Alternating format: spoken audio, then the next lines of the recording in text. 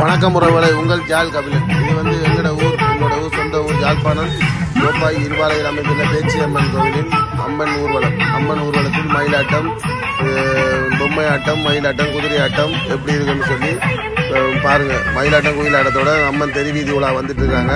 பார்த்தீங்கன்னா தெரியும் உங்களுக்கு. பாருங்க, தொடர்ந்து பாருங்க. ஓகே, நன்றி.